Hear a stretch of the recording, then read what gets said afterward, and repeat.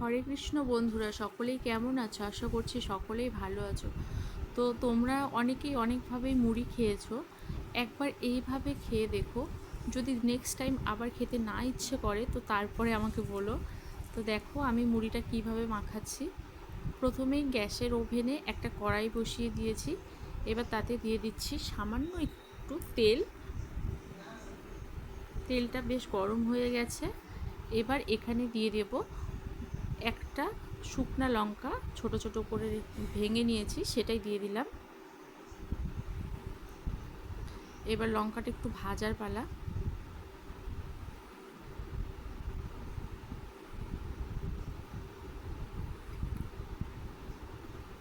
লঙ্কাটা ভাজা হয়ে গেছে।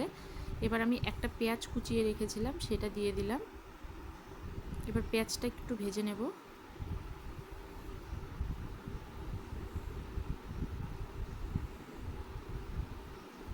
কে কে আমার ভিডিও দেখে আমার রেসিপিগুলো ট্রাই করে একটু জানিও, আর ভিডিওগুলো কেমন লাগে সেটাও জানিও। এবার পেঁয়াজটা ভাজা হয়ে গেছে, এবার দিয়ে দিলাম একটা ডিম ভেঙে।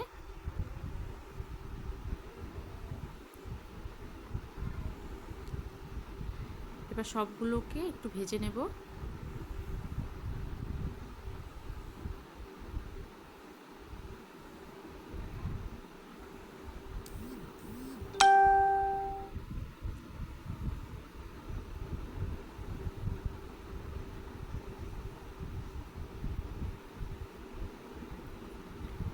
এইবার আমি দিয়ে দেব যেটার জন্য আমি এত কিছু করছি, সেই মুড়ি।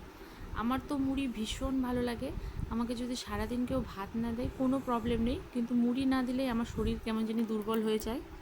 আগে তো আমি খালি পেটে ভাত খেতেই পারতাম না, সকালবেলা আমার মুড়ি লাগবে। যদিও ভাত হয়ে গেছে গরম, তো তারপরেও আমি ভাত খেতে বসে ওই এক মুঠ হলেও মুড়ি আগে খাবো, তারপরেই ভাত।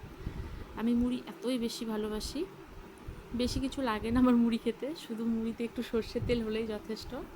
আর আমার মুড়ি খাওয়াতে সর্ষের তেলটা মাস্ট। সেটা আমি দুধ দিয়েই মুড়ি খাই, আর চানাচুর দিয়েই খাই, আর তরকারি দিয়েই খাই, আর দই দিয়েই খাই। সর্ষের তেল লাগবেই, নাহলে আমি মুড়িটা মুখেই দিতে পারবো না।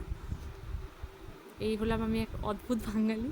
তো দেখো মুড়িটা দিয়ে দিয়েছি। এবার এগুলোকে মিশিয়ে নিয়ে দিয়ে দিলাম সামান্য একটু নুন, হলুদ, আর যে চাট মশলাটা আছে সেটা থেকে সামান্য একটু দিয়েছি, অল্প অল্প।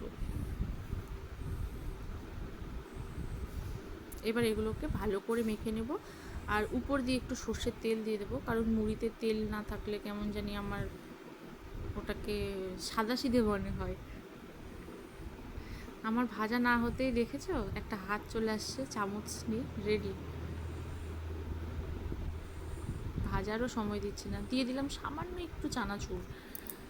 এমনি অনেক গ্যাসের জিনিস খেয়ে নিচ্ছি, যদি বেশি চানাচুর অ্যাড করতাম তো হয়তো গ্যাসের প্রবলেম হয়ে যেত, তাই সামান্য একটু দিয়েছি।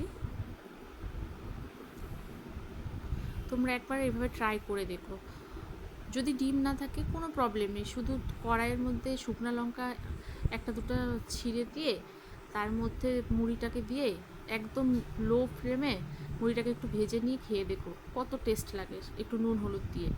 যদি কোনো কিছুই না থাকে তাহলে, আর যদি সব কিছু থাকে তো এইভাবে একবার খেয়ে দেখো। যদি ভালো না লাগে তারপরে আমাকে বলবে। দোকানের থেকে আর কিনেও খেতে ইচ্ছে করবে না মুড়ি মাখা। এইসব অদ্ভুত অদ্ভুত ইউনিক রেসিপিগুলো আমার চ্যানেলেই পাবে। তো আমার চ্যানেলটাকে ফলো এবং সাবস্ক্রাইব করে পাশে থেকো, আমাকে একটু সাপোর্ট করো, তাহলে আমি খুব উৎসাহিত হব। আরও নেক্সট টাইম আরও নতুন নতুন এরকম অদ্ভুত টাইপের রেসিপি শেয়ার করব তোমাদের সঙ্গে। হয়ে গেছে আমার মুড়ি ভাজা। এবার এগুলোকে নামিয়ে নেব। দেখো কত সুন্দর হয়েছে, খেতে দারুণ লাগে, দারুণ, অসাধারণ। তোমরা অবশ্যই ট্রাই করো। আর আমার ভিডিওগুলো ভালো লাগলে লাইক, কমেন্ট এবং শেয়ার করো। আর সবাই বলো রাধে রাধে।